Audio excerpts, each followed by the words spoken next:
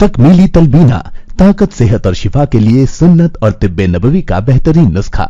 नाजरीन, क्या आप भी खुशहाल मालदारों की तरह कामयाब बिजनेस करके हजारों और लाखों रुपए कमाना चाहते हैं? अगर आपकी हाँ है तो आज ही से अपने इलाके में तकमीली तलबीना का आसान बिजनेस करना शुरू करें और चंद ही महीनों में कामयाब बिजनेसमैन बनने के तरीके बेहतरीन तजुर्बों के साथ सीखें। बिजनेसमैन बनने का ये मौका कहीं आपके भी हाथ से चला न जाए, इसलिए अभी हमसे राब्ता करें 9890963757। तकमीली food products private limited, Malegaon, India. नाज़रीन गिरामी, अस्सलामु अलैकुम वरहमतुल्लाहि वबरकातुहू। सीधी बात के ताज़ा तरीन प्राइम टाइम में आप लोगों का इस्तकबाल है। नाज़रीन गिरामी, मैं अंसार अजीज़ नदवी इस वक्त आप लोगों के सामने कुछ अहम तरीन ख़बरें, कुछ वायरल वीडियोस और कुछ तनकीदी तज़्ज़िये लेकर के हाजिर हुआ हूँ।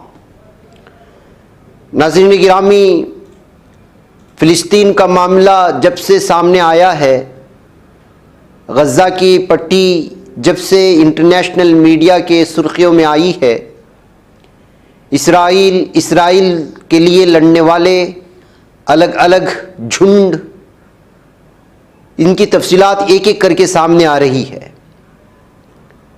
ऐसे में वॉइस ऑफ अमेरिका ने एक रिपोर्ट की है, एक खुसूसी बरादरी या दुरूस अरब, उनको लेकर के कि किस तरह से वो जालिम दहशतगर्द सहयूनी इसराइलियों के साथ मिलकर के लड़ते हैं, लेकिन नस्लन अरब हैं। उन्होंने तबसरा किया है कि इसराइल की लबनान से मुत्तसिल सरहद पर वाक़े गांव हरफेश में ज़्यादातर ख़वातीन ही नज़र आ रही हैं, क्योंकि अक्सर मर्द हमास के साथ जंग में जालिम सहयूनी इसराइली फ़ौज का साथ देने के लिए अगले महाजों पर रवाना हो चुके हैं। ये अरबों में पाई जाने वाली एक मजहबी अक़लियत द्रोस का गांव है। अल जलील के इलाके में हर तरफ द्रोस और इसराइली परचम दिखाई देते हैं और गुज़िश्ता माह हमास के इसराइल पर हमले के बाद से यहाँ हुब्बुल वतनी के जज्बात उरूज पर हैं। इसराइली हुक्काम के जारी करदा ताज़ा तरीन आदाद शुमार के मुताबिक 7 अक्टूबर को हमास के हमले से इसराइल में लगभग 1200 अफराद हलाक हुए थे, जिनमें अक्सरियत आम शहरियों की थी। इस कार्रवाई के जवाब में इसराइल ने गज़ा पर शदीद फ़िज़ाई और ज़मीनी हमले शुरू किए।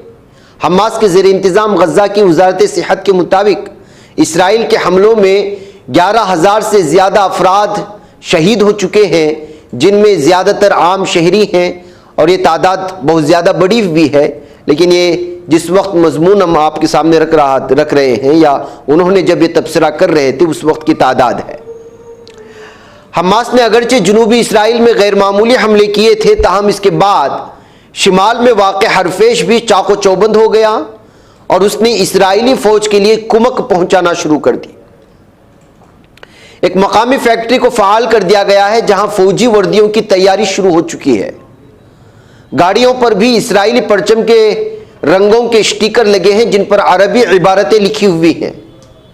हरफेश गांव में हमास के हमलों के बाद बनाए गए शहरी दिफा के ग्रुप के लीडर हसन रेख ने खबर रसां इदारे AFP से बात करते हुए बताया कि इस गांव की आबादी 7,000 है, जिनमें से 80% इसराइली फ़ौज, पुलिस, इंटेलिजेंस या दीगर इदारों का हिस्सा हैं और कौमी दिफा के लिए काम कर रहे हैं। यही वजह है कि हरफेश को तुशाल गांव भी कहा जाता है, जिसका मतलब है इसराइली फ़ौज। हरफेश के रहने वाले मर्द लबनान के साथ शिमाली इसराइल की सरहद पर मुसलसल गश्त कर रहे हैं। आइए अपने ख्वाबों के घरौंदों को बाबरकत बनाते हैं, उनके दीवारों को कुरान की आयात से सजाते हैं। जी हाँ, दिलकश, दीदाज़ेब, रंगीन व खूबसूरत कुरानी आयात से कुंदा तख्तियों से अपने घरों की जीनत को दोबाला करने के लिए हमें मौका फराहम करें। शहर बेंगलुरु के मशहूर व मारूफ अरबी व उर्दू कैलीग्राफी शोरूम में हम आपका इस्तकबाल करते हैं। आप कुरान की किसी भी आयात या अहादीस की कैलीग्राफी के लिए हमें ऑर्डर दे सकते हैं। मुख्तलिफ डिज़ाइन दस्तयाब हैं और आप अपने डिज़ाइन के तहत भी यहाँ ऑर्डर दे सकते हैं। आज ही तशरीफ़ लाएं या इस नंबर पर राब्ता करें या हमारे इंस्टाग्राम पेज को फॉलो करें तफसीलात स्क्रीन पर। इस सरहद पर लबनान से हमास की इत्तेहादी हिजबुल्लाह के दरमियान 7 अक्टूबर के बाद मुसलसल कशीदगी पाई जाती है। हनरेख के मुताबिक इनके इलाके से लबनान की सरहद सिर्फ 4 किलोमीटर के फासले पर है और उनके गांव के गिर्द बाड़ भी नहीं लगी, इसलिए 2 गाड़ियां मुसलसल गश्त करती रहती हैं। गश्त करने के लिए 20 अफराद ग्रुप में गांव के गिर्द सड़क पर गाड़ी में सवार होते हैं, जबकि पस मंजर में जनूबी लबनान पर इसराइली तोपखाने की गोलाबारी की आवाज सुनाई देती रहती है।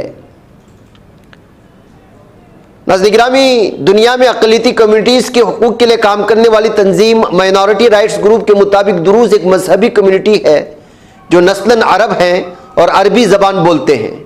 इनका मजहब तौहीद परस्ती पर मबनी है और उनके अकायद में इस्लाम, यहूदियत और मसीहियत के तस्वुरात भी शामिल हैं। दुरूज मजहब पर यूनानी फ़लसफ़े, हिंदू मत के असरात भी हैं। 11वीं सदी ईस्वी के बाद से दुरूज अपने मजहब का प्रचार नहीं करते। तंजीम माइनॉरिटी राइट्स के मुताबिक दुरूज बुनियादी तौर पर 11वीं सदी में मुसलमानों के बातिनी फ़िरक़े या इस्माइली कम्युनिटी से अलग हुए थे। फातिमी खिलाफत के दौर में इस्माइलियों से अलग होकर उन्होंने फातिमी खलीफा अल हाकिम को महदी और खुदा का मजहर करार दिया और ये खुद को मुहीदीन भी कहलाते थे। दुरूजियों को मिस्र में इम्तियाजी सलूक का सामना करना पड़ा था, जिसके बाद उन्होंने वादी अल-तैम और शिफ को अपना ठिकाना बनाया और आज ये पहाड़ी इलाके 3 मुल्कों में तकसीम हो गए। दुरूजी ज़्यादातर तुर्किया, शाम और लबनान में आबाद हैं। दुरूज कम्युनिटी इसराइल में भी बसती है, इसकी कुछ आबादी उर्दून में भी है। इन तमाम ममालिक में दुरूज अपने मजहबी नज़रियात की वजह से उनकी हुकूमतों के साथ वफादारी का इजहार करते हैं। हरफेश के एक दुरूज रहनुमा मोफद मराई ने बताया कि हर दुरूज इस ज़मीन से अकीदत की हद तक वाबस्तगी रखता है जो उसे आबाद होने की इजाज़त देती है। एक गैर मुतज़लज़ल ताल्लुक़ है।